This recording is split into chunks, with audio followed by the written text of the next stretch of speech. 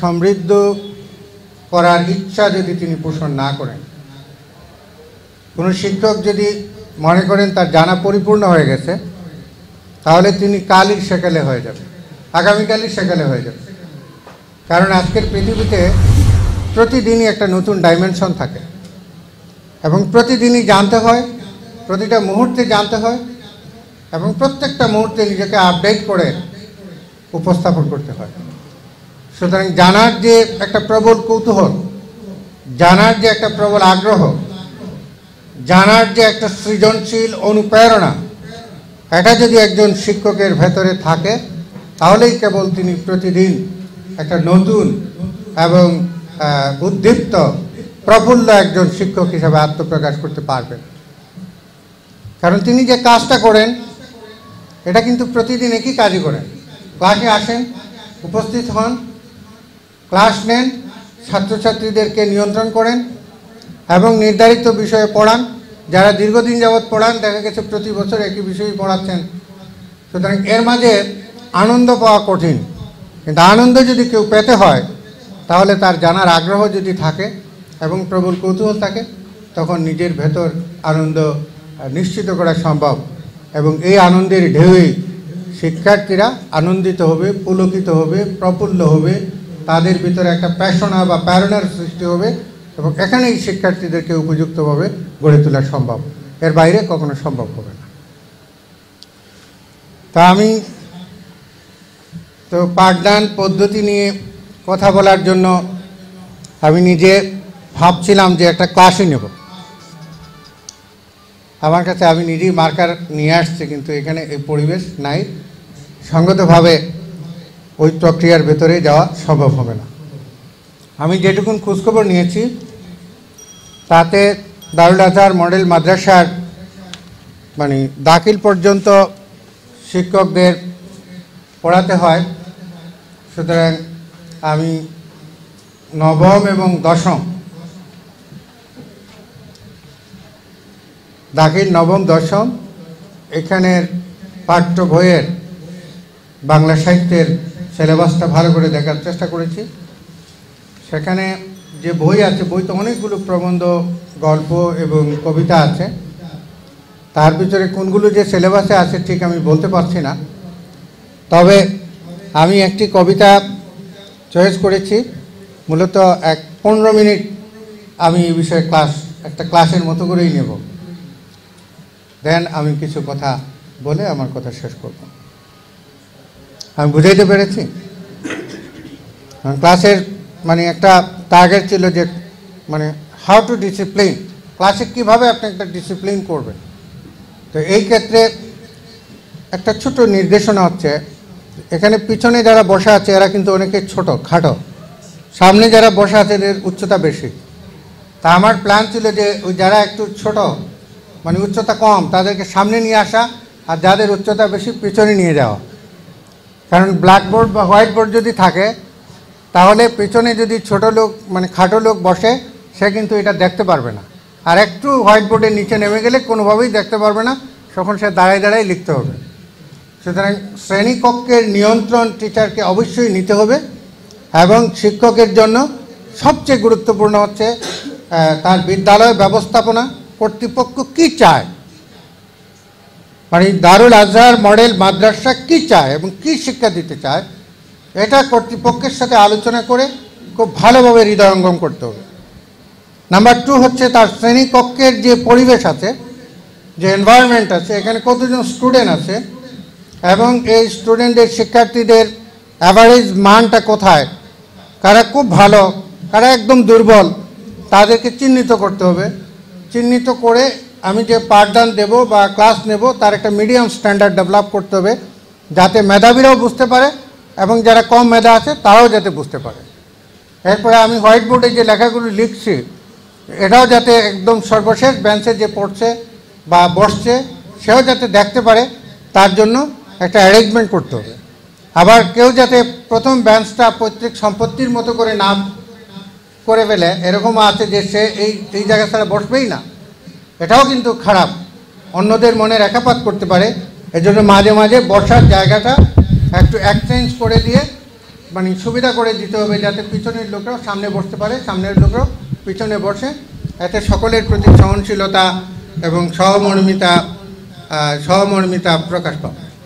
তো এটা হচ্ছে মানে শ্রেণীকক্ষের একটা ডিসিপ্লিন। আপনার যে হোয়াইট বোর্ড থাকবে, আপনি যে মার্কার ইউজ করবেন, দুটো মার্কার ইউজ করতে পারলে ভালো, একটা দিয়ে আপনি রেগুলার লিখবেন, কোনো ইম্পর্টেন্স কোনো ওয়ার্ড যদি আসে তখন এটাকে একটা লাল মার্কার দিয়ে দাগ দিয়ে দেবেন, এবং এটা তার পরবর্তীতে কতটুকু তার কাজে লাগবে এটা বোঝাবার জন্য আপনি দু এক লাইন সেখানে বললেন, তখন তার জন্য বুঝতে সক্ষম হবে।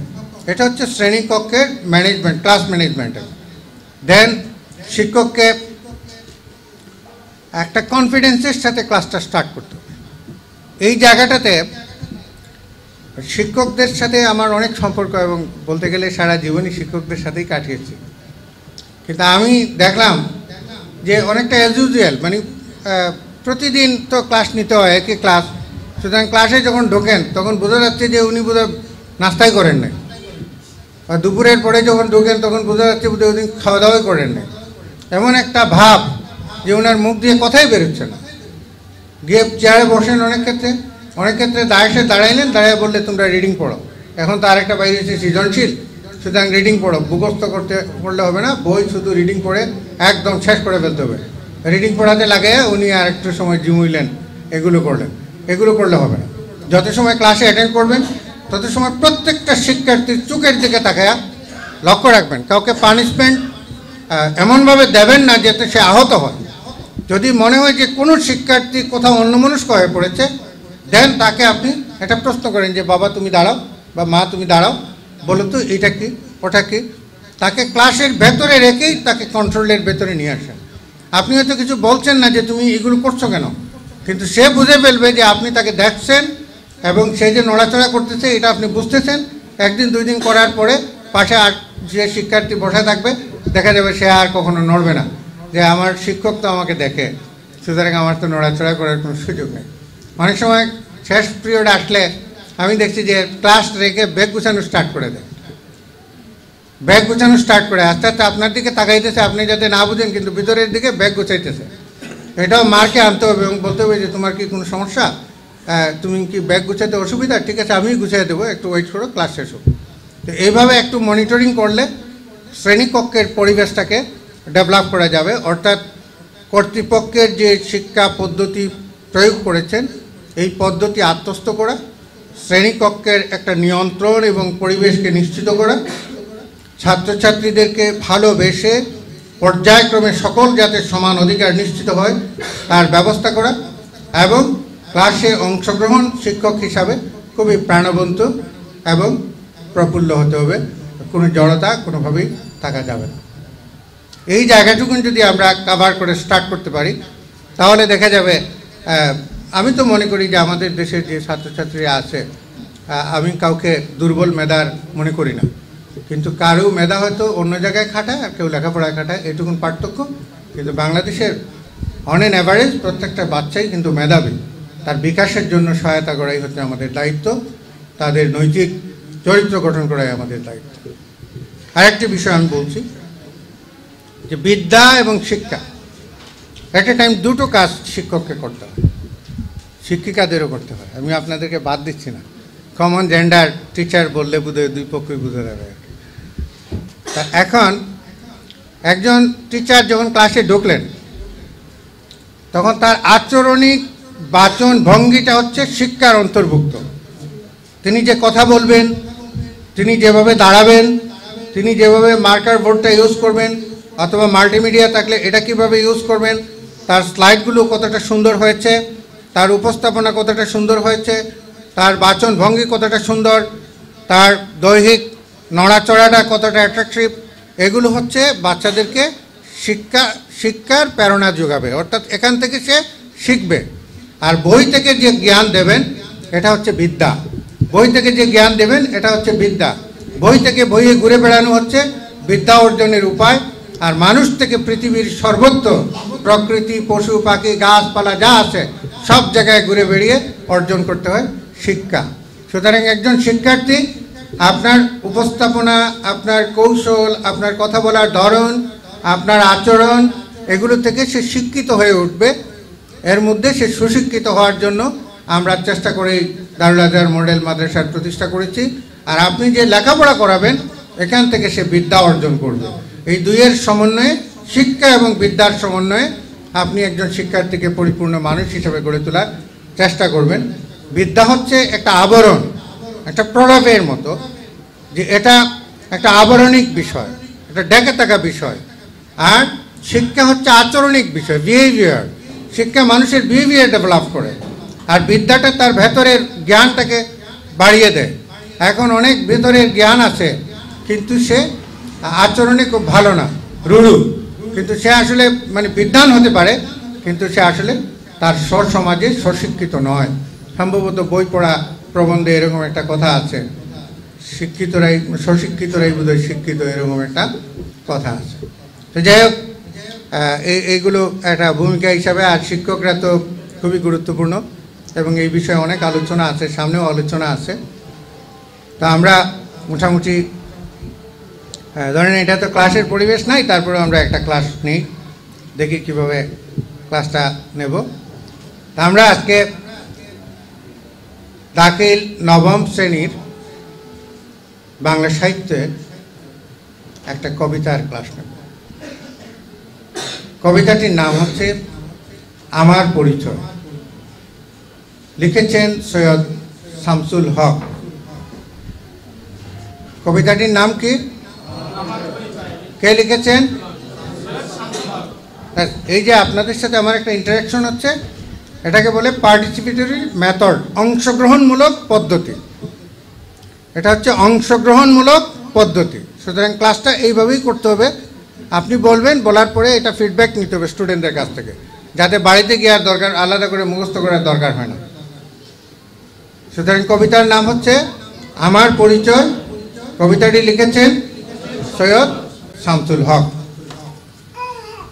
এখন এই কবিতায় ধরেন 30টা প্রশ্ন বহু নির্বাচনী থাকে, গদ্য থেকে 13টা, পদ্য থেকে 13টা, অথবা গদ্য থেকে 10টা, পদ্য থেকে 10টা, আর বাকি 5টা গল্প উপন্যাস থেকে এভাবে থাকে। তো এখন বহু নির্বাচনী প্রশ্ন যদি এখানে থাকে, সাধারণত লেখকের জীবন থেকে 2-1টা প্রশ্ন থাকে। আর কঠিন কবিতা হলে তার শব্দার্থ থেকে প্রশ্ন থাকে। কখনো কখনো কবিতার লাইন উদ্ধৃত করে আরেকটা কবিতার 1টা বা 2টো লাইন দিয়ে তখন বোঝানোর চেষ্টা করা হয় এটার ভাবার্থ কোন লাইনে প্রকাশ পেয়েছে। সুতরাং কবি পরিচিতি বা লেখক পরিচিতিটা বহু নির্বাচনী উত্তরের জন্য খুবই গুরুত্বপূর্ণ। সেই হিসাবে আমার পরিচয় লিখেছেন বাংলা সাহিত্যের সব্যসাচী লেখক সৈয়দ শামসুল হক। তিনি 1935 সালে কুড়িগ্রামে এবং কুড়িগ্রাম শহরে জন্মগ্রহণ করেন। কুড়িগ্রাম জেলা এবং জেলা শহরেই তিনি জন্মগ্রহণ করেন। আর এই 2017 সালে মারা যান। 27 তারিখ জন্ম মৃত্যু সেম, একটা হচ্ছে সেপ্টেম্বর আর আরেক 27 তারিখ জানি কি, 2টা 27 তারিখ আছে। একটা 27 তারিখ 27শে সেপ্টেম্বর 2017 সালে তিনি মারা যান। আর 27শে ডিসেম্বর 1935 সালে কুড়িগ্রাম শহরে জন্মগ্রহণ করেন। সৈয়দ শামসুল হক সব্যসাচী লেখক বলা হয় কেন? সব্যসাচী লেখক বলা হয় তাকে এজন্য, তিনি যেমন কবিতা লিখেছেন, গল্প লিখেছেন, নাটক লিখেছেন, উপন্যাস লিখেছেন, শিশুতোষ লিখেছেন, এমন কোনো শাখা নেই বাংলা সাহিত্যের যে শাখায় তিনি প্রথিতযশা লেখক হিসেবে নিজেকে প্রতিষ্ঠিত করেননি। সকল বিষয়ে লেখার যে দক্ষতা, এজন্য তাকে সব্যসাচী লেখক বলা হয়। এখন পরীক্ষায় যদি সৃজনশীল প্রশ্ন আসে, সৈয়দ শামসুল হক সব্যসাচী লেখক বলা হয়, 1, তিনি নাটক খুব ভালো লিখেছেন, উপন্যাস খুব ভালো লিখেছেন, গল্প খুব ভালো লিখেছেন, সাহিত্যের সব শাখায় ওনার ভালো দক্ষতা ছিল। তাহলে আমরা চয়েস করব সাহিত্যের সব শাখায় ভালো দক্ষতা ছিল, আমাদেরকে তো আটকাতে পারবে। তো সৈয়দ শামসুল হকের অনেকগুলো কাব্যগ্রন্থ আছে। তার কাব্যগ্রন্থগুলোর মধ্যে পরীক্ষার জন্য খুব ইম্পর্টেন্ট কাব্যগ্রন্থ নাই, কিন্তু তার কাব্যগ্রন্থের মধ্যে বৈশাখে রচিত পংক্তিমালা, অগ্নি ও জলের কবিতা, রাজনৈতিক কবিতা, একদা এক রাজ্যে, এগুলো হচ্ছে তার কাব্যগ্রন্থ। এগুলো কিন্তু কবি পরিচিতিতে আছে, কিন্তু ছাত্রদেরকে আলাদা আলাদা করে দিতে হবে। কিন্তু সৈয়দ শামসুল হকের এই কাব্যগ্রন্থের নাম কোনো জায়গায় থাকে না, কিন্তু পায়ের আওয়াজ পাওয়া যায়। এই একটা গ্রন্থ একদম সব ধরনের প্রতিযোগিতামূলক পরীক্ষা, ভর্তি পরীক্ষা বলেন, বিসিএস পরীক্ষা বলেন, সব জায়গায় তাকে পায়ের আওয়াজ পাওয়া যায়। এটা কি ধরনের বই? একটা প্রশ্ন করলো, তাহলে অবশ্যই শিক্ষার্থীকে বলে দিতে হবে যে এটা একটা নাটক। যেমন রবীন্দ্রনাথ ঠাকুরের একটা বই আছে শেষের কবিতা, শেষের কবিতা। এটা কি ধরনের বই? উপন্যাস। কিন্তু কবিতার কারণে অনেক সময় শিক্ষার্থী বিভ্রান্ত হয়ে এটা কাব্যগ্রন্থ বলে ফেলতে পারে। এটা দেখছি যে এবারও রাজশাহী ইউনিভার্সিটির ভর্তি পরীক্ষা এসেছে রবীন্দ্রনাথের কি ধরনের বই হচ্ছে শেষের কবিতা। তো এরকম যে কনফিউশন অ্যারাইজ করতে পারে, এই জায়গাগুলো শিক্ষার্থীদের সামনে তুলে ধরতে হবে এবং তারা যাতে এটা ভালোভাবে বুঝে তার ব্যবস্থা করতে হবে। তো সৈয়দ শামসুল হক অনেকগুলো উপন্যাস লিখেছেন, এর মধ্যে বৃষ্টি, বিদ্রোহীগণ, নাটক তো বলছি আমি, পায়ের আওয়াজ পাওয়া যায় একটা বিখ্যাত নাটক তার। আরেকটা বিখ্যাত নাটক হচ্ছে নুরুলদিনের সারা জীবন। এটা এই দুইটার মধ্যে কোনো না কোনোটা পরীক্ষায় থাকে। শিশু তিনি লিখেছেন সীমান্তের সিংহাসন, তার নামের দিক থেকে খুব সুন্দর, সীমান্তের সিংহাসন। এটা কি ধরনের বই? এটা বহু নির্বাচনী প্রশ্নে থাকতে পারে। সুতরাং আমরা শিক্ষকরা কি করি, ক্লাসে ঢুকে বলি যে এই যে লেখক পরিচিতি আছে এটা ভালো করে পড়বা, ক্লাস শেষ, এই পর্ব শেষ আমাদের। সাধারণত আমি দেখেছি, আমি একটা হাই স্কুলের ম্যানেজিং কমিটির অনেক বছর পরিচালনা কমিটির সদস্য হিসাবে আমি কথা বলে দেখেছি যে এক কথায় শেষ, লেখক পরিচিতি ভালো করে পড়বা, মূল ভাব ভালো করে পড়বা, এই জায়গাটা শেষ, পড়া শেষ। তো এইভাবে হলে তো ছাত্রছাত্রীরা আপনার কাছ থেকে সহায়তামূলক যে জ্ঞান অর্জন করা বা আপনি তাদেরকে সাহায্য করবেন সেটা তো হলো না। সুতরাং আমরা যদি এভাবে একজন লেখক বা কবি পরিচিতি, তার জন্ম মৃত্যু, তার শিক্ষা জীবন, তার কর্মজীবন, তার উল্লেখযোগ্য সাহিত্যকর্ম, তার পেশা এবং তার মৃত্যু এবং তার পুরস্কার বা পদক এভাবে সাজিয়ে হোয়াইট বোর্ডে লিখে দেই এবং ছাত্রছাত্রীরা লিখে নিয়ে যায়, কোনো গাইড কিছুই পড়া লাগবে না এবং পরীক্ষায় তার বহু নির্বাচনী প্রশ্নে এখান থেকে কিছু আসলে ফেল করার কোনো সম্ভাবনা নাই। কিন্তু এই ক্ষেত্রে তো আমার খাটতে হবে, কিন্তু আমরা অধিকাংশ সময় নিজেরা না কেটে ধরেন ক্লাসে ঢুকলাম, বই নিলাম, শুরু করলাম, হয়ে গেল, এভাবেই তো ক্লাস হয়। কিন্তু এইভাবে ক্লাস নিলে হবে না। তা আমরা আজকে যে কবিতাটার কথা বলেছি, আমার পরিচয়, আমরা এটা পড়ি, দেখি এখানে কবি কী বলার চেষ্টা করেছেন এবং আমাদের এখানে কিছু জানার আছে কিনা এবং এখানে কোনো গুরুত্বপূর্ণ কিছু আছে কিনা। কবিতার নাম তো আগেই বলেছি, আমার পরিচয়, কবি সৈয়দ শামসুল হক। আমি জন্মেছি বাংলায়, আমি বাংলায় কথা বলি, আমি বাংলার আলপথ দিয়ে হাজার বছর চলি, চলি পলি মাটি কোমলে আমার চলার চিহ্ন ফেলে, 1300 নদী সুধায়, কোথা থেকে তুমি এলে?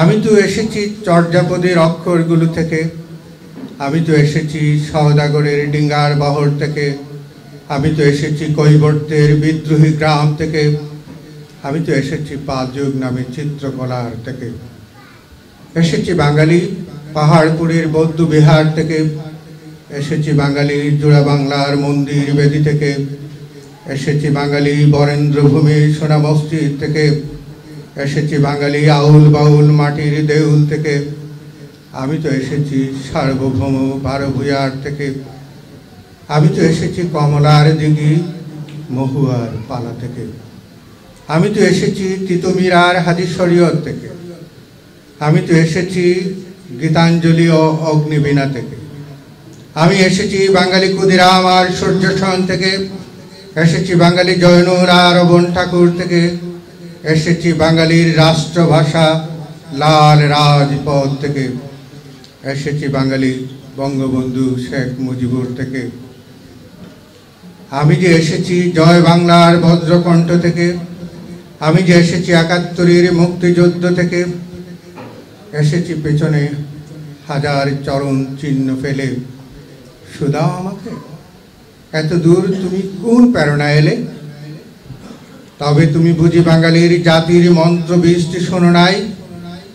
সবার উপরে মানুষ সত্য, তাহার উপরে নাই। একসাথে আছি, একসাথে বাঁচি, আজও একসাথে থাকবই। সব বিভেদের রেখা মুছে দিয়ে সামনের ছবি আঁকবই। আরো লম্বা আছে কবিতাটা, বইতে এতটুকুন দেওয়া হয়েছে। তো এখানে কবিতার শিরোনাম থেকে কবিতাটা পড়লেই আজ করে যায়, কবি বাঙালি জাতির আত্মপরিচয়ের সন্ধানেই কবিতাটা রচনা করেছেন। এবং আমি এসেছি এই কথাগুলো বাংলা ছন্দে বা বাংলা সাহিত্যে এগুলোকে অনুপ্রাস বলে। কবিতার ছন্দের যে দোলা তোলার জন্য একই শব্দ বারবার ব্যবহার করা, এগুলো বাংলা সাহিত্যে অনুপ্রাস বলে। আমাদের আলোচনার প্রাসঙ্গিক বিষয় নয় এটি। তা এখন কবি বলছেন যে আমি বাংলায় জন্মেছি, আমি বাংলায় কথা বলি। এই কথাটা বলার পরে একটা পটভূমি দেওয়ার চেষ্টা করেছেন যে আমি বাংলার আলপথ দিয়ে 1000 বছর চলি। তাহলে আলপথ আমাদের বর্তমান শিক্ষার্থীরা এখানে পরিচিত না। আলপথ কি? আলপথ হচ্ছে জমির সীমানা নির্ধারণ করে টুকরা টুকরা যে জমির খণ্ডগুলোকে আলাদা করে চিহ্নিত করা হয়, এটাকে আল বলে। আর গ্রামীণ মানুষরা এই শুষ্ক মৌসুমে শীতের সময় এই আল দিয়ে হাঁটে চলে, এই কারণে এটাকে কবি আলপথ বলেছেন। তারপরে বলেছেন যে পলিমাটি কোমলে আমার চলার চিহ্ন ফেলে। পলিমাটি কোমলে, বাংলাদেশে মাটি তো এঁটেল মাটি, দোআঁশ মাটি, বেলে মাটি আছে না? সুতরাং আমাদের নদীগুলো প্রচুর পরিমাণে পলিমাটি সরবরাহ করে। এই যে 1000 বছরের ঐতিহ্যে নদীমাতৃক বাংলাদেশের একটা চিত্রকল্প কবি এখানে সৃষ্টি করার চেষ্টা করেছেন, যে কথাটা বলার সাথে সাথে পুরো বাংলাদেশটা যাতে আমাদের চোখের সামনে আসে, এর জন্য একটা কল্পনায় একটা চিত্র সৃষ্টি করার জন্য পলিমাটি কোমলে আমার চরণ চিহ্ন ফেলে। আর 1300টি নদী সুধায়। এখানে বাংলাদেশে কত নদী আছে এটা বড় কথা নয়, কিন্তু এই কবিতা থেকে প্রশ্ন করলে এটা হবে 1300 নদী সুধায় তুমি কোথা থেকে এলে। এই প্রশ্ন করেই কবি কিন্তু নিজেই একটা ব্যাখ্যা দিয়েছেন, আমি তো এসেছি চর্যাপদের অক্ষরগুলো থেকে। চর্যাপদ কি? বাংলা সাহিত্যের প্রাচীন নিদর্শন। ডক্টর মোহাম্মদ শহীদুল্লাহ, সুনীত কুমার চট্টোপাধ্যায়, হরপ্রসাদ শাস্ত্রী সকলের গবেষণায় সালের সুনির্দিষ্ট মতপার্থক্য থাকলেও 600 শতাব্দী থেকে মোটামুটি 1250 শতাব্দীর ভিতরে এই বাংলা সাহিত্যের প্রাচীন নিদর্শন চর্যাপদ রচনা হয়েছে বলে প্রতীয়মান হয় বা প্রমাণিত। এবং এটা নেপালের রাজদরবারে পাওয়া গিয়েছে। বৌদ্ধ সিদ্ধাচার্যরা এই চর্যাপদের কবিতাগুলো রচনা করেছেন। চর্যাপদ হচ্ছে আমাদের সাহিত্যের প্রাচীন নিদর্শন। কবি এখানে আমি তো এসেছি চর্যাপদের অক্ষরগুলো থেকে এ কথা বলে কবি আমাদের বাংলা সাহিত্যের অথবা বাংলা ভাষার একটা প্রাচীন সাহিত্যের নিদর্শন উপস্থাপন করে আমাদের বাংলা ভাষা এবং সাহিত্য কতটা সমৃদ্ধ এবং কতটা ঐতিহ্যপূর্ণ এটা তুলে ধরার জন্য কবি এই কথাটা বলেছেন। সুতরাং এখানে চর্যাপদ কি এটা যদি প্রশ্ন করে তাহলে বাচ্চারা যাতে বা শিক্ষার্থীরা যাতে উত্তর দিতে পারে এর জন্য প্রাথমিক কথা এখানে বলতে হবে। তারপরে বলছেন যে আমি তো এসেছি সওদাগরের ডিঙ্গার বহর থেকে। সওদাগর মানে চিটাগাঙ্গের লোকজন, নোয়াখালী আর চিটাগাং তো একই। চিটাগাঙ্গের লোকজন সওদাগর খুব ভালো বুঝবেন। বড় ব্যবসায়ীকে চিটাগাঙ্গি ভাষায় সওদাগর বলা হয়, চাটগাঁয়া ভাষায়। তো এখানে কবি আগে ডিঙ্গি নৌকা নিয়ে বা বড় বড় নৌকা নিয়ে ট্রলার নিয়ে এক জায়গা থেকে আরেক জায়গা মানে পণ্য কিনে এক জায়গায় পণ্য কিনে আরেক জায়গায় বিক্রি করা হতো। কবি আমাদের প্রাচীন ঐতিহ্য ব্যবসা বাণিজ্যের ঐতিহ্যকে তুলে ধরার জন্য এই চরণটি ব্যবহার করেছে। পরের চরণে বলছেন আমি তো এসেছি কৈবর্তের বিদ্রোহী গ্রাম থেকে। মহিপালের সময় একটা বিদ্রোহ হয়েছিল, জেলে সহ বিভিন্ন মানুষ, নিপীড়িত মানুষরা একটা চরম বিদ্রোহ করেছিল রাজা মহিপালের বিরুদ্ধে। সেই বিদ্রোহ যে আমাদের সংগ্রাম, রক্তে আমাদের সংগ্রামের যে একটা ঐতিহ্য বহন করে আমরা যে অত্যাচারী রাজার বিরুদ্ধে বিদ্রোহ করতে পারি এটা বোঝাবার জন্য, এটা কেবল ভাষা আন্দোলন কিংবা স্বাধীনতার সংগ্রামই নয়, আমরা জাতিগতভাবে অনেক আগে থেকেই সংগ্রামী, এই কথাটা তুলে ধরার জন্য কবি এই কথাটা বলছেন যে কৈবর্তের বিদ্রোহী গ্রাম থেকে। তারপরে বলছেন পাল যুগ নামের চিত্রকলা থেকে, অর্থাৎ পাল যুগে 750 থেকে 810 পর্যন্ত পাল যুগের শাসন আমল ছিল। এটা ইতিহাসের যারা শিক্ষক তারা ভালো জানবেন। তারপরে বলছেন যে এসেছি বাঙালির পাহাড়পুরের বৌদ্ধ বিহার থেকে। পাহাড়পুর তো আমরা চিনি না?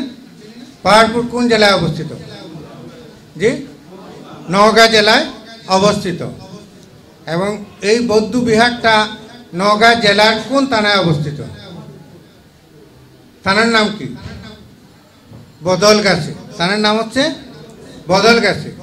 সেখানে একটা বৌদ্ধ বিহার আছে, যেটা আমাদের প্রাচীন সভ্যতার নিদর্শন হিসাবে, প্রাচীন প্রত্নতাত্ত্বিক নিদর্শন হিসাবে এটা বাংলা সাহিত্যে অথবা বাংলাদেশের ইতিহাসে অনেক আলোচিত, এবং সম্ভবত এগুলো ক্লাস 5-এর বাংলাদেশ ও বিশ্ব পরিচয় বইতে এগুলো আলোচনা করা হয়েছে। তারপরে এসেছি জোড়া বাংলার মন্দির বেদি থেকে।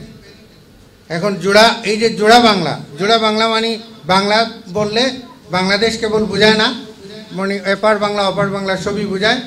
এখানে মন্দিরের কথা বলছেন, মানে হিন্দু ধর্মাবলম্বী মানুষের যে একটা বসবাস ছিল অনেক আগে থেকে, সেটা বোঝাবার জন্য কবি এই কথাটা বলেছেন। এরপরে দেখেন আবার সাথে সাথে এসেছে বাঙালি বরেন্দ্র ভূমে সোনা মসজিদ থেকে। এই যে সোনা মসজিদ কোন জেলায় অবস্থিত? মানে আপনারা বলেন, পারবেন? রাইট, চাপাই নবাবগঞ্জ। এটাও আমাদের একটা প্রাচীন নিদর্শন। তারপরে এসেছি কোথায় থেকে এসেছি? আউল বাউল মাটির দেউল থেকে। আউল বাউল মানে বাউল গান বা এই যে বাউল গীতি, এই যে আমাদের কিবরিয়া সাহেব গাইলেন আমরা হক্কল সিলেটি, তো এগুলো কিন্তু আধুনিক গান না, এগুলো এক ধরনের মানে বাউল গানেরই অন্তর্ভুক্ত। তো এই যে হাসন রাজার গান, এটা কত সালে রচিত হয়েছে, কিংবা তারও আগে আরও আগে আপনি 16শো শতাব্দীতে দেখা যাবে যে অনেক গীতি কবিতা পাওয়া যায়, যেগুলো একদম মরমী এবং বাউল কবিতা। এতে কবি আমাদের মানে সঙ্গীত অথবা সাহিত্য অথবা আমরা ইসলামী সঙ্গীত যা বলি, আগের এগুলো তো কসিদার মতোই ছিল, বেশি বাংলা ফার্সি মিলিয়েই লেখা হতো। এগুলোর ঐতিহ্যের কথা বলেছেন। আমি তো এসেছি সার্বভৌম ভাড়ভূঁইয়া থেকে। সার্বভৌম ভাড়ভূঁইয়া বলতে এখানে কবি বোঝাচ্ছেন যে সম্রাট আকবর যখন 1558 সালে মেবি 1558 সালে যখন সম্রাট আকবর ক্ষমতা নেয়, তখনও এই বাংলাদেশে বেশ কিছু জমিদার ময়মনসিংহ, চট্টগ্রাম, সিলেট এরকম কয়েকটি অঞ্চলে এবং সোনারগাঁ কয়েকটি অঞ্চলে জমিদাররা স্বাধীন ছিল, এটা শাসন মানে নাই, এবং ইশাকার নেতৃত্বে তারা বিদ্রোহ করে অনেক দিন স্বাধীন ছিল। সুতরাং আমাদের স্বাধীনতা বা সার্বভৌমত্ব কেবল 71-ই অর্জিত হয়েছে বিষয়টা এমন না, আগেও আমরা স্বাধীনতার জন্য সংগ্রাম করেছি, লড়াই করেছি, এবং আমাদের স্বাধীনতা ধরে রাখার জন্য সবসময়ই আমরা সরব ছিলাম। এই ইতিহাস খুঁজে কবি আমাদেরকে প্রেরণায় নিয়ে আসার জন্য চেষ্টা করেছেন। তারপরে কমলার দিঘি মহুয়ার পালা, এগুলো হচ্ছে ময়মনসিংহ গীতিকা বা মানসিংহ ভবানন্দ, এরকম প্রাচীন সাহিত্যের ভিতরে এরকম কমলার দিঘি এবং মহুয়ার পালা এগুলো আছে, আমাদের সাহিত্যের ঐতিহ্য তুলে ধরার জন্য এটা বলেছেন। এরপরে বলছেন যে আমি তো এসেছি তিতুমির আর হাজী শরীয়ত থেকে। তো এটা নিসার আলী তিতুমির সম্পর্কে তো বলার কোনো প্রয়োজন নেই। উনি বাঁশের কেল্লা নির্মাণ করে হিন্দুদের বিরুদ্ধে এবং তৎকালীন ইংরেজদের বিরুদ্ধে লড়াই করেছেন। অবশেষে তিনি পরাজিত হয়েছেন, মৃত্যুবরণ করেছেন, কিন্তু তার সেই স্বাধীনতা সংগ্রামের সেই বাঁশের কেল্লা আজও আমাদেরকে নতুন সংগ্রামে প্রেরণা দেয় এবং প্রেরণার স্থানিত আমরা হই। এবং হাজী শরীয়তুল্লাহ, উনি শরীয়তপুর মাদারীপুর জেলার শিবপুর উপজেলায় ওনার বাস, এবং ফরাজি আন্দোলন নামে তিনি একটা আন্দোলন গড়ে তুলেছিলেন, যেটা তৎকালীন সময়ে ইংরেজদের বিরুদ্ধে এই নিসার আলী তিতুমির এবং হাজী শরীয়তুল্লাহর এই আন্দোলন ব্যাপক সাড়া ফেলেছে এবং ইতিহাসে দাগ কেটেছে। ব্রিটিশ বিতাড়নের আন্দোলন সংগ্রামে এরা আমাদের ঐতিহ্য, এরা আমাদের প্রেরণা, সে কথাটা এখানে তুলে ধরার চেষ্টা করেছেন। তারপরে বলছেন যে গীতাঞ্জলি অগ্নিবীণা থেকে, রবীন্দ্রনাথ ঠাকুরের যে 1915 সালে, ঠিক আছে না, ও আচ্ছা, 1913 সালে যে কাব্যগ্রন্থের কারণে নোবেল পুরস্কার পেয়েছেন এটা হচ্ছে গীতাঞ্জলি। এটাও বাংলা সাহিত্যের একটা উল্লেখযোগ্য কাব্যগ্রন্থ। এটা টেনে বাংলা সাহিত্যের একটা ধারাকে উনি উপস্থাপন করেছেন। আমার কবি খুব সতর্ক এবং সচেতনভাবে মনে করেছেন যে এখানে যদি আবার কি বলা যায় উগ্র ধর্মবাদ চলে আসে, সাথে সাথে ও অগ্নিবীণা থেকে কাজী নজরুল ইসলামকেও টেনে এনে তার কবিতার ভারসাম্য রক্ষা করার চেষ্টা করেছেন। দুই ধরনের মিথ নিয়েছেন, হিন্দু মিথও নিয়েছেন, মুসলমানদের একটা মিথও সেখানে নেওয়ার চেষ্টা করেছেন। তারপরে ক্ষুদিরাম, সূর্য সেন, এগুলো হচ্ছে ব্রিটিশ বিতাড়ন আন্দোলনের সংগ্রামী পুরুষ। তারপরে জয়নুল হচ্ছে মানে শিল্পী জয়নুল আবেদিন, তার শিল্পকর্ম অবন ঠাকুর রবীন্দ্রনাথ ঠাকুরের ভাই, তিনিও বিখ্যাত শিল্পী। এরপরে বায়ানের ভাষা আন্দোলনকে উপস্থাপন করার জন্য রাষ্ট্রভাষা লাল রাজপথ এটা তুলে ধরেছেন।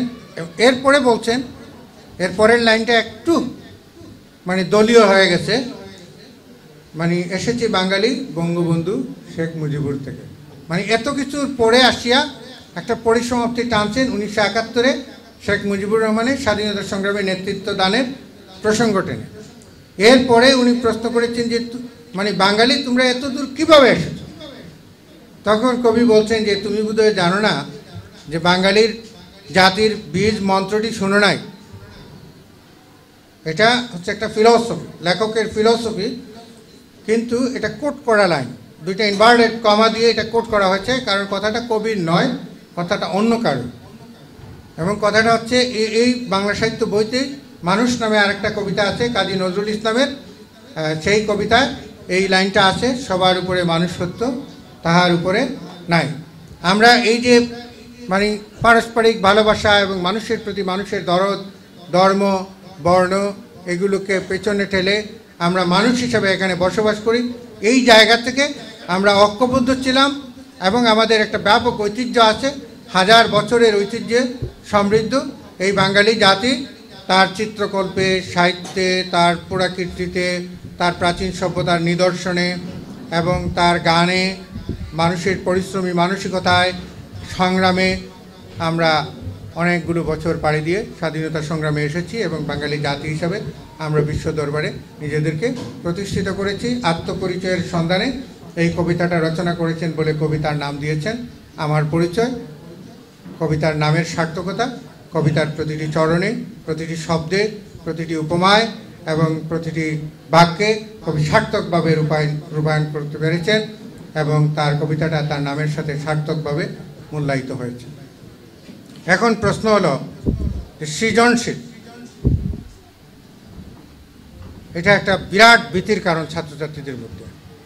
সৃজনশীল আসলে এটা একটা একদম মানে একটা ভোগাস বিষয়, টোটালি ভীতির কোনো কারণ আছে আমি মনে করি না, বরং আগের চেয়ে পড়ালেখাটা এত বেশি সহজ করে দেওয়া হয়েছে, শুধু লাইনে যাওয়া দরকার।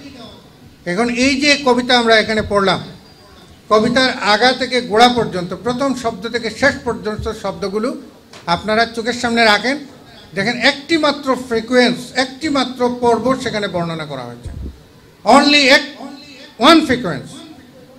মানে নাটকে বা চলচ্চিত্রে ফ্রিকোয়েন্স বলে যে একটা পর্বকে, বা ইংরেজি সাহিত্যে একটা পর্ব বর্ণনা করেছেন। সেটা কি? তার বিষয় একটা, তার ভাব এবং উপমা ভিন্ন হলেও তার কবিতার মূল বিষয় একটা, বাঙালি জাতির ইতিহাস এবং ঐতিহ্য। বাঙালি জাতির ইতিহাস এবং ঐতিহ্য। সুতরাং 1, 2 ক খ দুটো প্রশ্ন থাকতে পারে। কৈবর্তের বিদ্রোহ বলতে কি বোঝায় একটা প্রশ্ন থাকতে পারে, আর একটা আলপথ অর্থ কি, ক আলপথ অর্থ কি, খ কৈবর্তের বিদ্রোহী বলতে কি বোঝায়। 1, 2, 3 মার্ক শেষ। তারপরে 3 নম্বরে আর একটা প্রশ্ন, মনে করেন যে কিবরিয়া সাহেব আমেরিকায় থাকেন, তিনি মাঝে মাঝে দেশে আসেন, কিন্তু দেশের সামগ্রিক অবস্থা তার কাছে খুব ভালো লাগে না। কিন্তু আব্দুল করিম সাহেব লন্ডনে থাকেন, তিনি প্রতি বছর রুটিন করে দেশে আসেন এবং এখানে এসে তিনি মানুষের সাথে মেশেন, মানুষকে সহযোগিতা করার চেষ্টা করেন এবং তার নিজের আত্মপরিচয়ে তিনি খুব তুষ্ট এবং নিজেকে সমৃদ্ধ বিবেচনা করেন। এই দেশকে ভালোবেসে তিনি প্রতি বছর বারবার দেশের কাছে ফিরে আসেন। এটা হচ্ছে উদ্দীপক। এখন প্রশ্ন দেওয়া হলো যে কিবরিয়া সাহেব এবং আব্দুল করিমের ভেতর যে সাদৃশ্য এবং বৈসাদৃশ্য রয়েছে, আমার পরিচয় কবিতার আলোকে তুমি একটা মূল্যায়ন পেশ করো। তাহলে আমরা কিবরিয়া সাহেব উনি অর্থবিত্তের টানে বা আমেরিকাতে উনি থাকেন, কিন্তু বাংলাদেশের যে 1000 বছরের একটা ঐতিহ্য আছে, ঐতিহ্যের এই টানটা তিনি অনুভব করেন না। আর আব্দুল করিম সাহেব বিলাতে থাকলেও, অনেক সুখে শান্তিতে থাকলেও তিনি দেশের আত্মপরিচয়ের সন্ধানে এটা অনুভব করেন, গৌরব বোধ করেন।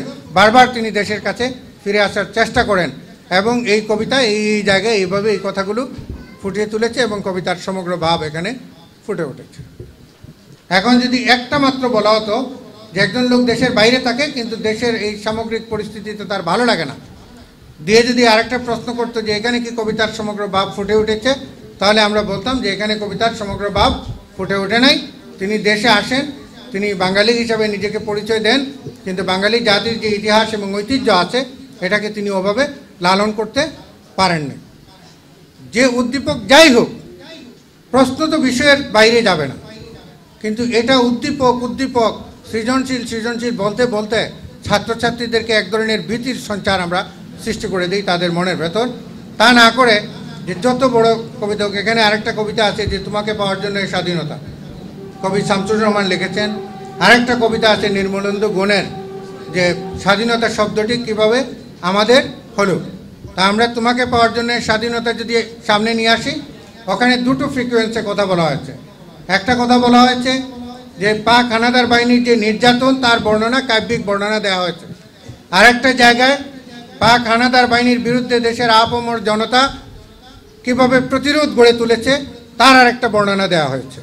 সুতরাং এখান থেকে দুই ধরনের প্রশ্ন আসতে পারে, কিন্তু নির্মলেন্দু গুণের কবিতায় একটা মাত্র ফ্রিকোয়েন্সির দিকে গিয়েছে, মানে তিনি ইতিহাসের কথা বলেছেন। স্বাধীনতা শব্দটি কিভাবে আমাদের হলো এই কথাটা বলতে গিয়ে 7ই মার্চের ভাষণ, বঙ্গবন্ধুকে অমর কবি, তার বক্তৃতাকে অমর কাব্য, তারপরে গণসূর্যের দেবতা ইত্যাদি ইত্যাদি কথা বলে একটা মাত্র 7ই মার্চের ভাষণ এবং এখান থেকে বাঙালি জাতির স্বাধীনতা সংগ্রামের সূচনা, এবং এভাবেই স্বাধীনতা শব্দটি আমাদের হয়েছে। আজকের শিশুপাকের দোলনায় বসে শিশুরা যখন ইতিহাস জানতে চাইবে তার জন্য তিনি কবিতাটা লিখেছেন।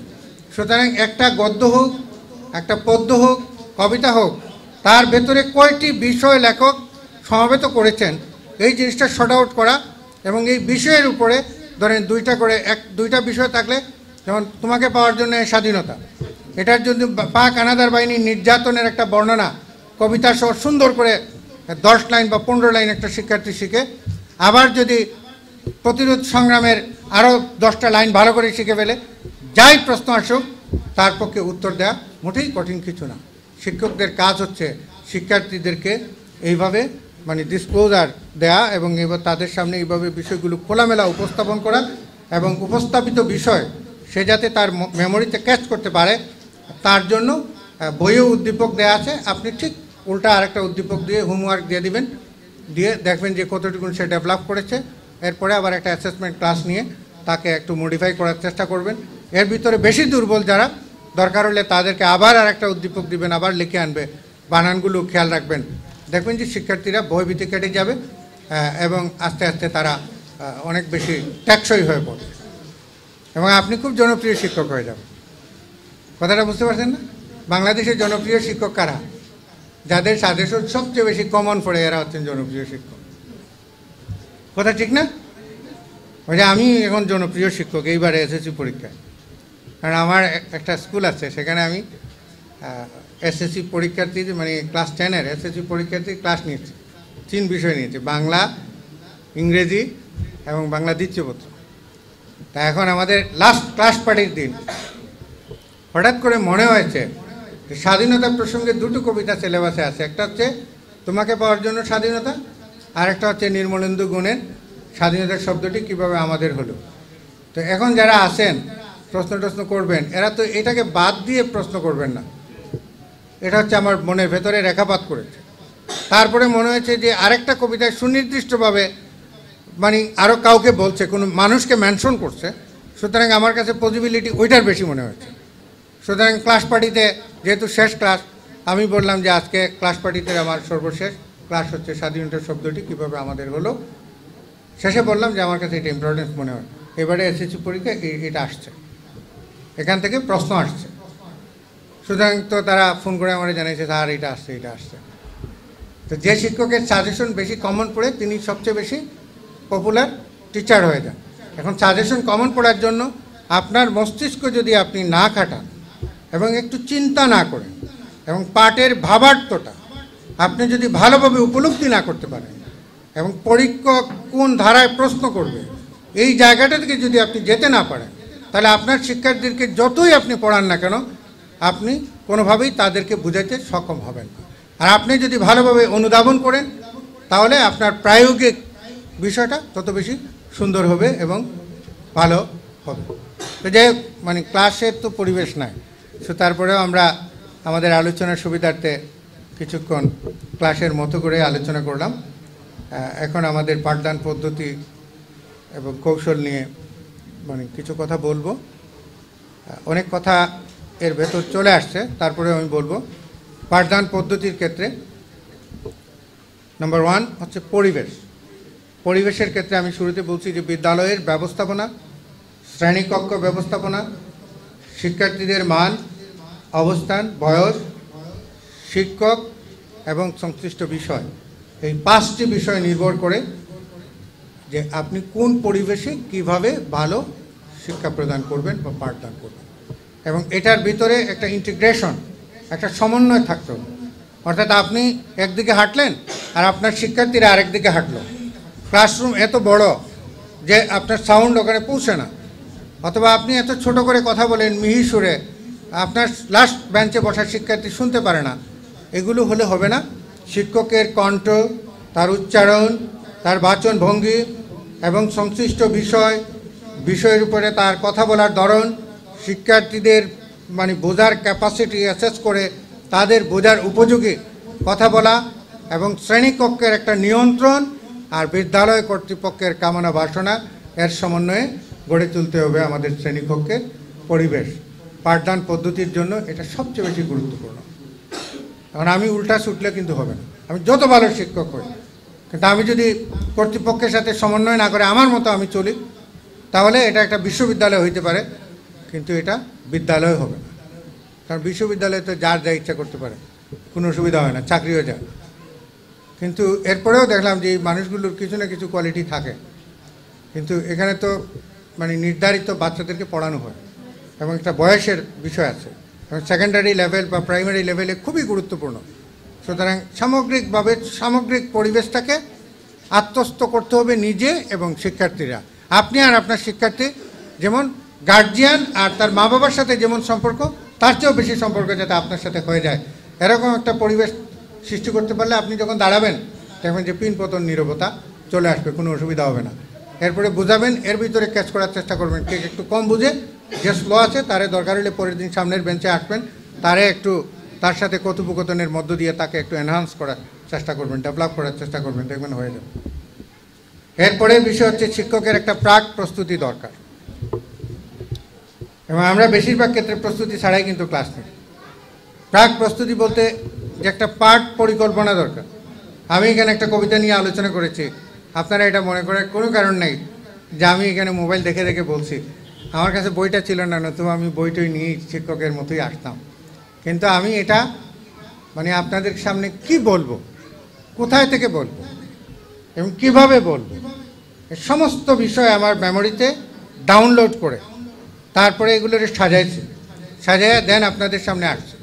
আপনারা যদি প্রশ্ন করেন, কারণ আপনারা তো শিক্ষক, প্রশ্ন করেন, তার জবাব দেওয়ার মতো কোন জায়গায় আপনি প্রশ্ন করতে পারেন অথবা কোন জায়গাটা একটু আলোচনা করা দরকার, এই প্রত্যেকটা জায়গা সিলেক্ট করে করে করে করে স্তরে স্তরে এগুলোকে সাজাইয়া তারপরে এখানে এসে দাঁড়িয়েছে। কিন্তু বেশিরভাগ শিক্ষক দেখা যায় ক্লাসে যান, অনেক ক্ষেত্রে পড়াইতে তো অভ্যস্ত, ঠিক আছে গেলাম, এভাবে হলে হবে না। আপনি 100 বার পড়াইছেন একটা বিষয়, আপনি একটা নিউ ডাইমেনশন নেন, আপনি 100 বার 100টা বাক্য দিয়ে শুরু করার চেষ্টা করেন, দেখা যাবে যে আপনার ক্লাসটা অটোমেটিক মানে সৃজনশীল ক্লাসে পরিণত হয়ে যাবে। প্রতিদিন একই বাক্য একইভাবে আপনি শুরু করবেন কেন? প্রতিদিন একটা ডিফারেন্টভাবে আপনি স্টার্ট করেন, দেখবেন যে আরও বেশি আপনি নিজেকে সমৃদ্ধ করতে পারবেন। এই জন্য পাঠ পরিকল্পনা এটা খুবই গুরুত্বপূর্ণ বিষয় এবং অধিকাংশ ক্ষেত্রে আমি লক্ষ্য করেছি, যেহেতু মানে আমার শিক্ষা প্রতিষ্ঠানে প্রায় 30 জনের মতো শিক্ষক শিক্ষিকা আছেন, আমি লক্ষ্য করি যে মানে বারবার বলার পরেও যে ফিডব্যাক দেওয়া দরকার এটা থাকে না বলে অ্যাজ ইউজুয়াল আপনি কিন্তু খুব বেশি দূর অগ্রসর হতে পারবেন না। আপনার প্রেরণাই তো আপনাকে সামনে নেবে। আমি যদি আপনাকে টানি তা আমার শক্তি ততটুকুনই তো টানবো, এর বেশি তো টানতে পারবো না। কিন্তু আপনার নিজের ভেতরে যদি নিজে প্রেরণার সৃষ্টি করেন, আপনাকে কেউ টানা লাগবে না, আপনিই দেখে যাবে অনেক দূর সামনে চলে যাবে। সুতরাং নিজেই জাগ্রত হতে হবে এবং একদম একটা মাস্টার প্ল্যান ডেভেলপ করতে হবে যে আমি কীভাবে এখানে পড়াবো এবং কোন কোন জায়গায় আমি কীভাবে কথাগুলো বলবো। দেন আপনি এই কথাটা আগেই বলছি যে একটা সুশৃঙ্খল পরিবেশ শ্রেণীকক্ষে নিশ্চিত করতে হবে। এটার জন্য নিজেও সুশৃঙ্খল হতে হবে। অর্থাৎ আপনি এলোপাতাড়ি কতগুলো কথা বললেন, এটার শিক্ষার্থীদের কোনো লাভ হলো কি হলো না এটাও আপনি বুঝলেন না, এভাবে বললে হবে না। আপনার কথাগুলোর একটা শৃঙ্খলা থাকতে হবে এবং কথাগুলোর ধারাবাহিকতা থাকতে হবে এবং এই ধারাবাহিকতার আলোকে কথাগুলো সাজায়া আপনাকে বলতে হবে। বিষয়বস্তুর সাথে একটা গাঢ় সম্পর্ক থাকতে হবে। আপনি 50 মিনিট বা 40 মিনিটের ক্লাস নিলে আপনি একদম বিষয়ের উপরে ক্লাস নেবেন এটা আমি মনে করি না। 20 মিনিট আপনি এদিক সেদিক যাবেনই, কিন্তু আপনি যত দিকেই যান দিক হারা না হয়ে আপনি দিকের ভেতরে থেকে আপনার জায়গাটাকে সমৃদ্ধ করার জন্য আপনি বিভিন্ন ভিজুয়াল এক্সাম্পল বাস্তব উদাহরণ দিয়ে আপনার জায়গাটাকে সমৃদ্ধ করার জন্য আপনি যে বিষয়ে কথা বলছেন এই বিষয়টাকে সমৃদ্ধ করার জন্য একটু রিল্যাক্স টাইম, অর্থাৎ এক নাগাড়ে যদি আপনি রোবটের মতো 40 মিনিট কথা বলেন আপনার কথা তো শিক্ষার্থীরা শুনবে না। সুতরাং আপনি 25 মিনিট কথা বলবেন, 15 মিনিট তাদের সাথে কথোপকথনের ভেতর দিয়ে তাদেরকে যাচাই করার চেষ্টা করবেন কতটুকুন বুঝছে। এর মাঝে 5 মিনিট হয়তো আপনি একটা রসবোধের ভেতরে ক্লাসটাকে একটা হাস্যরসাত্মক অবস্থায় নিয়ে আসবেন যাতে তাদের ক্লান্তি দূর হয়ে যায়। আবার আপনি কঠিন জায়গায় চলে আসেন, যে কঠিন আলোচনা যেটা এই জায়গায় চলে আসেন, তখন দেখা যাবে যে এই যে কঠিন পড়াচ্ছেন হাসাচ্ছেন এর ভেতরে কিন্তু ক্লাস সবসময় একটা আনন্দমুখর পরিবেশে আপনি ক্লাসটা নিতে পারবেন।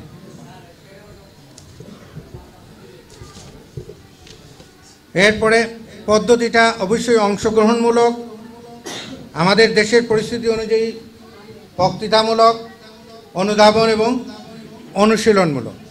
3টা পদ্ধতিটা আমাদের দেশে সাধারণত বক্তৃতা পদ্ধতি বা লেকচার মেথডটা সবচেয়ে বেশি প্রয়োগ হয় এবং এখান থেকে এখনও আমরা বেরিয়ে আসতে পারছি না। বই বের হয়েছে, আমরা বের হইতে পারি নাই। সুতরাং এটা থাকবে, সাথে সাথে অংশগ্রহণমূলক পদ্ধতিটা নিশ্চিত করতে হবে, শিক্ষার্থী আপনি অংশগ্রহণ করতে হবে এবং অনুধাবন, আপনি যা বলছেন নিজেও অনুধাবন করবেন, আপনার শিক্ষার্থীরা যাতে অনুধাবন করে এটা নিশ্চিত করতে হবে এবং অনুশীলনের মধ্য দিয়া প্র্যাকটিসের মধ্য দিয়া এটা শিক্ষার্থীদের ভেতরে সহজ এবং সাবলীলভাবে যাতে কাজটা করতে পারে তার জন্য ব্যবস্থা করতে হবে। এরপরে আলোচনা আকর্ষণীয় করার জন্য নিজেকে প্রচুর পরিমাণে প্রস্তুত করতে হবে। এই ক্ষেত্রে ছোট ছোট গল্প, উদাহরণ, কনফিডেন্স ডেভেলপ করার জন্য গল্প 2 লাইন 4 লাইন 5 লাইনের বা অনেক সময় হাস্যরসের গল্প, এগুলো আলোচনা আকর্ষণীয় করার জন্য এগুলো খুঁজে খুঁজে বের করে প্ল্যান করে আপনি এগুলো লাগবে। এগুলো ছাড়া শিক্ষার্থীরা তো দীর্ঘ সময় আপনার কথা শুনবে না এবং প্রভাব বিস্তারকারী হতে হবে। এটাই লাস্ট ক্লাস হতে পারে, জীবনের শেষ ক্লাস হতে পারে। সুতরাং আপনার শিক্ষার্থীদের সারা জীবন আপনাকে মনে রাখে এরকম একটা কথা তাদেরকে ইনফ্লুয়েন্স করার জন্য একটা শব্দই বলবে যে কোনো দিন মানুষের ক্ষতি করো না। তাহলে এই শব্দটাই সে যখনই আপনাকে মনে পড়বে যে আমার শিক্ষক এই কথাটা বলেছেন, এরকম ইনফ্লুয়েন্স করার জন্য প্রতিদিনই নৈতিক একটা কথা বলার চেষ্টা করবেন যাতে তারা তাদের জীবনের বাকি অংশে আপনাকে প্রেরণা হিসেবে নিতে পারে। আলোচনাকে প্রাণবন্ত করতে হবে এবং প্রচুর পরিমাণে রসবোধের ভেতর দিয়ে আলোচনা করতে হবে এবং যে বিষয়ে আপনি উপস্থাপন করবেন এই বিষয়টা সম্পর্কে নিজের একটা অগাধ জ্ঞান থাকা দরকার এবং সকল শিক্ষার্থীদেরকে সমান গুরুত্ব দেবেন। আপনার কাছে ফার্স্ট বয়স শিক্ষার্থী, লাস্ট বয়স শিক্ষার্থী, এখানে কোনোভাবে আপনি কাউকে প্রায়োরিটি দেবেন না। যদি প্রায়োরিটি দিয়ে থাকেন তাহলে মনে রাখবেন আপনি যত ভালোই শিক্ষক হন একটা সময়ের ব্যবধানে আপনার অবস্থান প্রশ্নবিদ্ধ হয়ে যাবে। ক্লাসরুমে সব সমান এবং যে লাস্ট বেঞ্চে বসে লাস্ট স্টুডেন্ট তাকে সামনে নিয়ে এসে তাকে ভালো করাই তো আপনার প্রধান কাজ। এই মানসিকতাটা লালন করতে হবে। আর একটা কিউরিওসিটি মানে শিক্ষার্থীদের ভিতরে একটা উৎসুক বা কৌতূহল সৃষ্টি করে দেওয়া, তাদের ভিতরে উদ্দীপনার সৃষ্টি করে দেওয়া, একটা প্রেরণার সৃষ্টি করে দেওয়া এবং তাদের আত্মবিশ্বাসটা সৃষ্টি করা এবং ধারাবাহিকতা রক্ষা করা। অনেক ক্ষেত্রে আমরা ধারাবাহিকতা রক্ষা করতে পারি না, মানে আলোচনা এক জায়গায় শুরু করি, শেষে এক জায়গায় করি, উপসংহারে আবার গুছাইয়া যে বলবো সেই সময় নাই, ততক্ষণে ঘন্টা বেজে যায়, আমি চলে গেলাম, শেষ। এতে করে কোনো লাভ হয় না। আলোচনার শুরু থেকে শেষ পর্যন্ত একটা ধারাবাহিকতা থাকতে হবে। আর ক্লাসটা যেখানে শেষ হবে সেখানে শুরু হবে এবং আগামী ক্লাসের বিষয়বস্তু উপস্থাপন করবেন। অর্থাৎ গতকাল যেখানে ক্লাস শেষ করেছেন এখান থেকে স্টার্ট করবেন যে আমরা এই আলোচনাটা করেছিলাম, আজকে আমরা এই আলোচনা করব, তারপরে শেষের দিকে আগামীতে আমরা এই আলোচনা করব, তোমরা পড়ে এসো। তখন তাদেরকে গতকালটাও সামনে নিয়ে আসলেন, আজকে তো পড়ালেন, আর আগামী দিনে তার প্রস্তুতির জন্য তাকে একটা নির্দেশনা দিতে পারলেন। এবং সবচেয়ে বড় জিনিস হচ্ছে যে সবই আপনি করলেন, কিন্তু মাঝে মাঝে ওই যে ক্লাস টেস্ট, এটা সকল শিক্ষা প্রতিষ্ঠানের ব্রুশিয়ারে থাকে, শ্রেণী পরীক্ষা, কিন্তু আসলে ওইভাবে নেওয়া হয় না। নেওয়া হয় না কেন? এই ক্ষেত্রে কর্তৃপক্ষের গাফলাতি যতটা, তার চেয়ে বেশি সংশ্লিষ্ট টিচারের গাফলাতি থাকে বেশি। প্রশ্ন করা, খাতা দেখা, বিরাট ঝামেলা থাকবে। আপনি আপনার খাতায় কর্তৃপক্ষের দরকারটা কি? আপনি 40 মিনিটের ক্লাস, আপনি 20 মিনিট লেকচার দেবেন, 20 মিনিট তাদের সাথে প্রশ্ন উত্তরের মধ্য দিয়ে বা 10 মিনিট প্রশ্ন উত্তরের মধ্য দিয়ে আলোচনা করবেন, বাকি 10 মিনিট ব্ল্যাকবোর্ডে বা হোয়াইট বোর্ডে দুটো প্রশ্ন লিখে দেন, ওরা খাতায় লিখবে, আপনি খাতাগুলো 5 মিনিটের ভিতরে দেখে দিয়ে দিবেন। এদের মধ্যে বানান ভুল হলে লাল কালি দিয়ে দাগ দিয়ে দিবেন। এভাবে ক্লাসের টাইমগুলো যদি আপনি বন্টন করে ধারাবাহিকভাবে রাখতে পারেন, দেখবেন যে প্রত্যেকটা স্টুডেন্ট বছর শেষে মোটামুটি মানসিকভাবে প্রস্তুত হয়ে যাবে এবং সেই তার পড়া পড়বে, আপনি তো পড়াইতে পারবেন না, পড়াটা তো সেই শেষ করতে হবে। সুতরাং আমরা সবাই ভালো শিক্ষক হিসাবে পারফর্ম করি। আমরা যখন শিক্ষার্থীদেরকে ক্লাসে শিখাতে যাই, আপনি ফার্স্ট টাইম প্রথম দিকে বলেছিলেন যে আমরা ডিটেলস কোনো বিষয়ে আমরা ডিটেলস টিচ করবো, তাদেরকে শিক্ষা দেবো, বাট আমরা কিছুটা লিমিটেড, সীমাবদ্ধ এই ক্ষেত্রে। কেননা সিলেবাসের পড়া শিখাতে গিয়ে, সিলেবাসটা শেষ করতে গিয়ে আমরা অনেক সময় অনেক লেসন ইন ডিটেলস পড়াতে পারি না। অনেক সময় অনেক লেসন আমরা পড়াতে চাই ইন ডিটেলস, কিন্তু ইন ডিটেলস পড়াতে গেলে আবার দেখা যায় at the last time of the semester তখন কি হয়, সিলেবাসটা শেষ হয় না। তো এই ক্ষেত্রে ইনশাআল্লাহ আমরা কি করতে পারি যদি আপনি বলতেন। আমি তো ক্লাস 1 থেকে নিয়ে ক্লাস 10 মাদ্রাসা স্কুল সব সিলেবাস সম্পর্কে আমার ধারণা আছে। বিশেষ করে এখানে কথা বলার জন্য আরও বেশি ধারণা নিয়েছি। আপনার ইংলিশ ফর টুডে নবম দশম শ্রেণীতে 14টা ইউনিট আছে, ওকে, 14টা ইউনিট আছে। আপনি 180টা ওয়ার্কিং ডেইজে 360টা ওয়ার্কিং ডেইজ পাচ্ছেন এই পড়াটা, 14টা ইউনিট পড়ানোর জন্য। আমি জানি না যে 2 বছরে এই পড়াটা কেন শেষ হয় না। এতে মানে পাঠদান পরিকল্পনার ঘাটতি থাকার কারণে এটা শেষ হয় না। কারণ 14টা ইউনিট আপনি পড়াবেন 2 বছরে, তো 60টা 1 বছরে, আরও 60টা আরেক বছরে, অথবা প্রথম বছরে 10টা, পরের বছরে 4টা, এরপরে revision.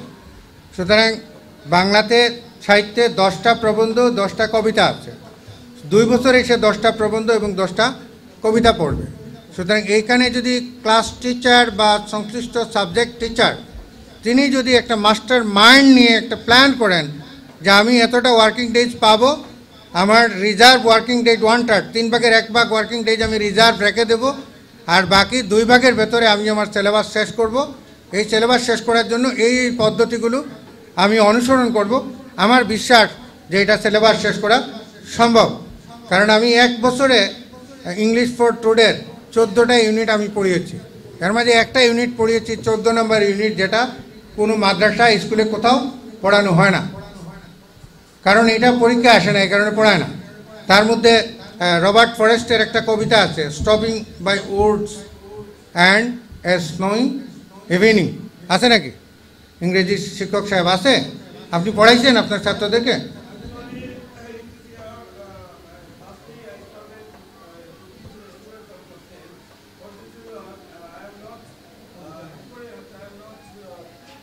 Speak loudly, that's enough. Only that enough. So please forgive me.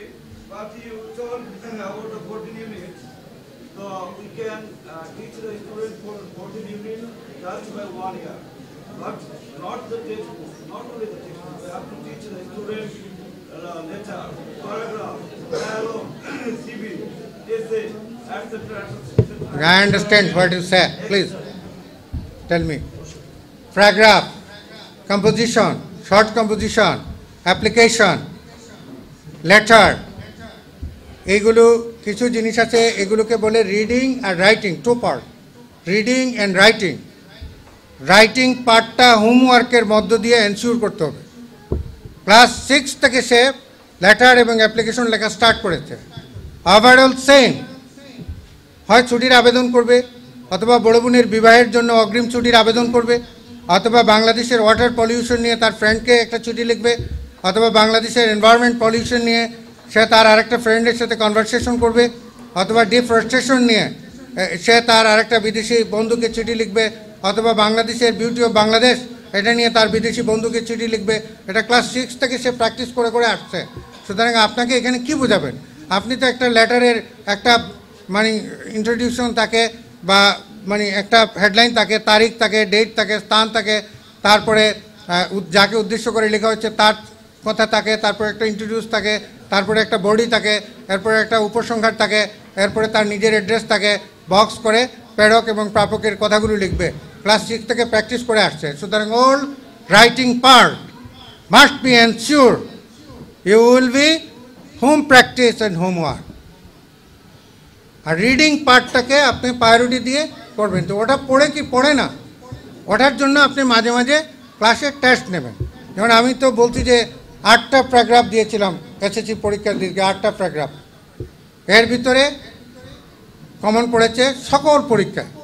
আপনি এইভাবে বাছাই করেন। এখন আপনি যদি এটাকে না কাটে আপনি শুধু পড়াইতে থাকেন, এটা যারা হাফিজ সাহেব ওনারা করবেন।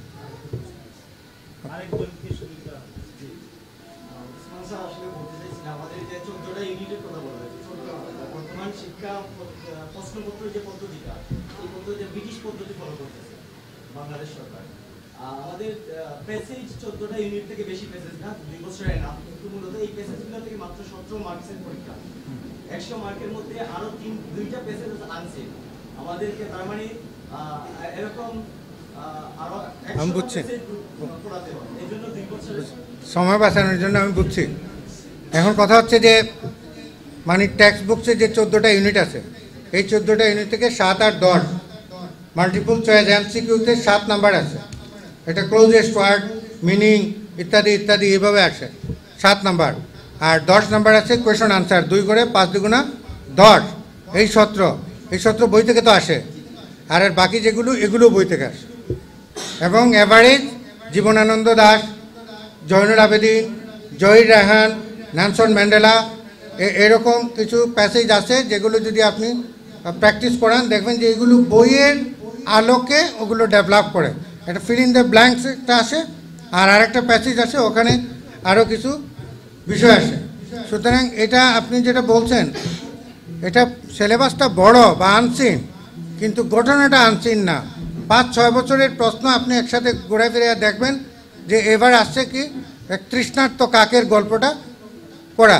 এটা খোঁজ নিয়ে দেখবেন যে এর আগের বছর না হয় এর আগের বছর কোনো না কোনো পর্বে এসএসসি পরীক্ষায় আসছে, এবং ক্লাস 8 থেকে এগুলোর চর্চা শুরু হয়ে গেছে। আর এই জায়গাগুলো খুঁজে খুঁজে বের করে তাকে সহজ পথ, ইজিয়েস্ট ওয়ে, এটাতে রান করানোই তো শিক্ষকের কাজ। পড়বে তো সে, আপনি তো পড়বেন না। আপনার কাজ হচ্ছে গাইড হিসেবে পারফর্ম করা। এই ক্ষেত্রে মুস্তাফিজ ভাই আলোচনা করবেন যে ওই যে শিক্ষায় মৌনবিজ্ঞান, এই জায়গায় মন বুঝে ট্রিটমেন্ট করতে হবে। সুতরাং আমি এগুলো কঠিন মনে করি না, এগুলো সম্ভব, একটু চিন্তা করতে হবে। ধন্যবাদ।